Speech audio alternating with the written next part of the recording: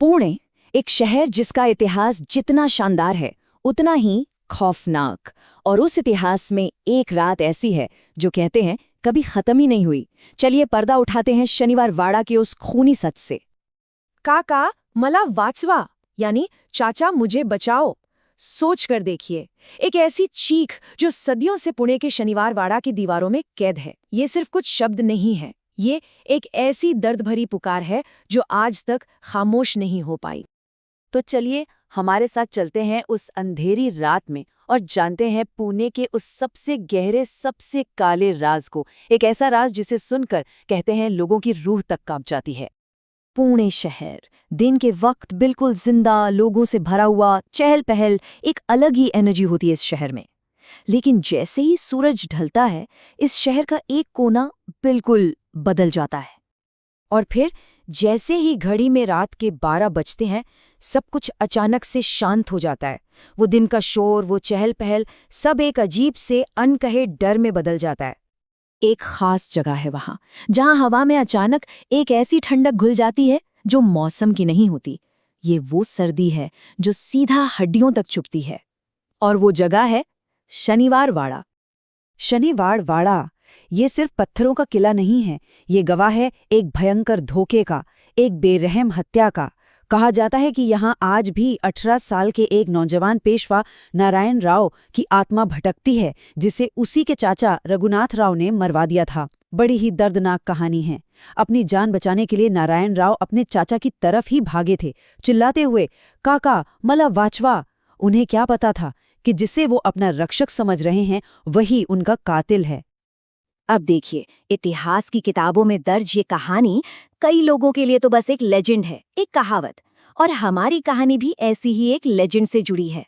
ये शुरू होती है एक आधी रात को, जब 3 दोस्तों ने इसी लेजेंड को चैलेंज करने की, उसे परखने की गलती कर दी। ये हैं अमन, रोहित और समीर, 3 दोस्त, थ्रिल और एडवेंचर के शौकीन। उस रात वो बस कुछ रोमांच की तलाश में निकले थे, पर उन्हें अंदाजा भी नहीं था कि ये उनकी जिंदगी की आखिरी रात होने वाली है। घने अंधेरे में वो तीनों चुपके से किले के अंदर दाखिल हो गए। उनके पास रोशनी के नाम पर क्या था? बस एक मोबाइल टॉर्च की पतली सी किरण जो उस काले अंधेरे को काटने में बिल्कुल नाकामयाब हो रही थी। अंदर कदम रखते ही माहौल बदलने लगा। उन्हें एक अजीब सा एहसास हुआ, जैसे कोई उन्हें देख रहा है, लगातार घूर रहा है। पर जब पलट के देखा तो वहां कोई नहीं था, बिल्कुल सन्नाटा। फिर हवा में ना जली हुई लकड़ी की एक अजीब सी महक आई, जबकि आसपास आग का तो कोई निशान तक नहीं था, बस वही ठंडी बेजान हवा। अब तक जो कुछ हो रहा था वो सिर्फ एक एहसास था, एक फीलिंग, लेकिन अब ये एहसास हकीकत बनने वाला था। यहाँ से किले का खौफनाक माहौल एक आमने सामने की टक्कर में बदलने वाला था। ये वो लम्हा था जब डर ने एक रूप ले लिया। और तभी अंधेरे के बीच से एक बच्चे की हल्की सी सरसराती हुई आवाज आई, काका मला वाचवा। वो आवाज सुनते ही तीनों दोस्त जहां थे वहीं बुत बन गए। रोहित की आवाज कांप रही थी। उसने धीरे से पूछा, भाई ये आवाज कैसी थी? चेहरों पर डर साफ दिख रहा था, पर इस सवाल का जवाब किसी के पास नहीं था।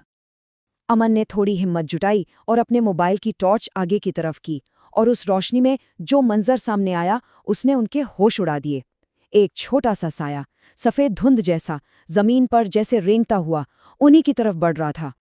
उस धुंधले साये का चेहरा तो साफ नहीं था, लेकिन एक चीज बिल्कुल साफ नजर आ रही थी।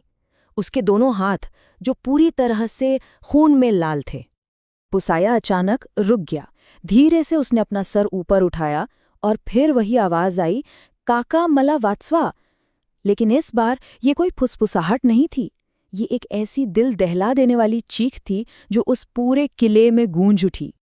बस अब डर की जगह सिर्फ जान बचाकर भागने की बेचैनी ने ले ली थी। उन्हें समझ आ चुका था कि उन्होंने सिर्फ किले की दीवारें नहीं लांघी हैं, उन्होंने उसके अंदर कैद एक दर्दनाक अतीत को जगा दिया है। और कहानी अब अपने सबसे खौफनाक मोड़ पर थी। वो तीनों अंधाधुंध बाहर निकलने के रास्ते की तरफ दौड़े, पर ऐसा लगा जैसे किले ने ही उन्हें जकड़ लिया था। वो एक ऐसी गली में जा फंसे जहां आगे रास्ता बंद था।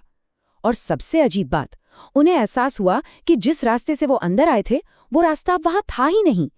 जहां दरवाजा होना चाहिए था वहां अब सिर्फ पत्थर की एक दीवार थी। तभी उन तीनों पर एक लंबा सा साया पड़ा और एक गहरी भरी हुई डरावनी आवाज गूंजी, तुमने इस रात को जगाया है, अब यहां से कोई नहीं जाएगा।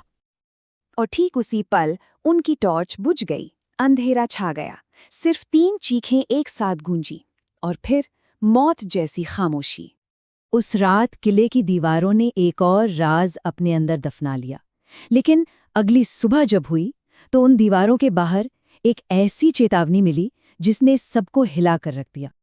अगली सुबह वहां के लोगों को किले के पास सिर्फ 2 चीजें मिली, एक मोबाइल फोन और लकड़ी का एक टुकड़ा। वो 3 दोस्त गायब थे। उस लकड़ी के टुकड़े पर ना कुछ खुदा हुआ था, एक पैगाम, आने वाले हर उस शख्स के लिए एक चेतावनी जो ऐसी हिम्मत करे।